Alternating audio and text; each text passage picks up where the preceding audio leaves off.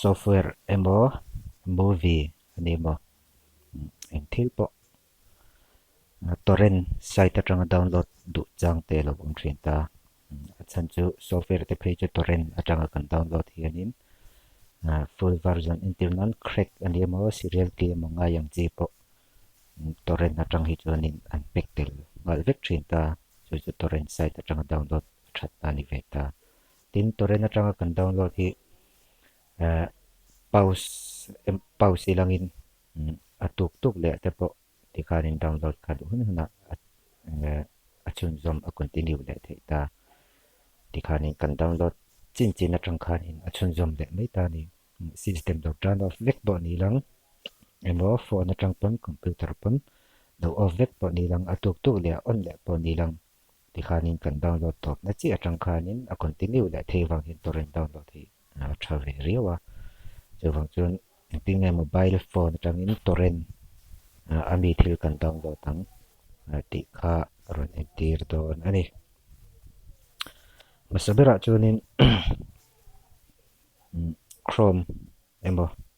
browser atangin browser an load phatang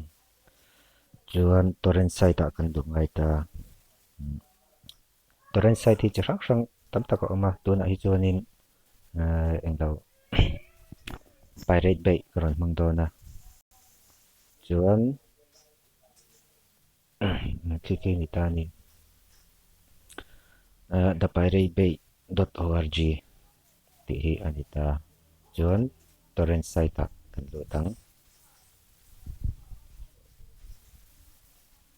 hei hi ron lang ta chuan ta hianin kan download du kha kan zung don ani software ani mo video ani mo application ani mo audio ani mo games ani mo eng po ko category rang rang thlan tur am ko tarang ko ni kan download du kha kan thlang thi ta ni ti chuanin kan thil download tur kha kan zung don ani example la chuanin Windows 11 ti chinang hi kan download tu ta search kan tianga chuan hi kan search result kha ron di ta ni chuan torrent download a chuan he tilaya cedar le lichar hi apoi mo ta hemi cedar le lichar hi at claim chuanin download speed kha ambuang lutuk ta chuan hi san ve deuh te ka ngai ta internal 20 plus ang ve ve te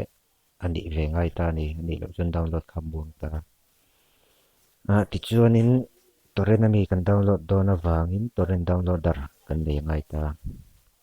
chu play store atang download thei ta ni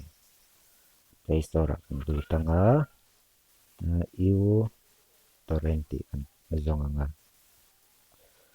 chuan hi lo ni ta mase tuna chuan hei ka download sa to wangin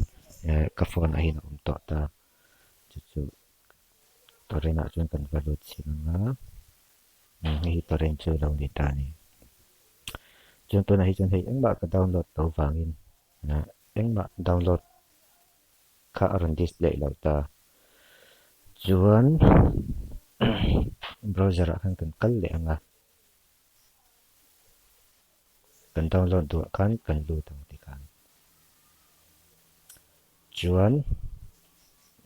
torrent download tur chuan heti lai download lo lang hi click tur ani dawa hetlai download hi chuan ni lo ta hei get this torrent ti inject hi kan nga ta hin kan click ang chu computer tang pon ni vek chuan kan click ta chuan hei kan torrent downloader khan ti hin aron lu ta ni chuan Windows 11 kha ti khanin kan download mek ti na anga lo ni ta chuan hei a size te po 0.5 GB lo ni ta chuan hei kan download speed te alang pok ta ni maro chu Windows 11 hi chu ke chuan kan nei ka man reng to wangin hei chu ka download khel lo wanga kan set le mai do ni tian kan du chuan download kha pause kan ti na ti khan pause chuan kan du huna out vek chuak vek tai lang kan du huna kan va resume le mai thei ta ni chu chu chi na ka sei to reng that na kha ni kan resume le thei mai ta chu chu phone atanga torrent download dan kan ta ni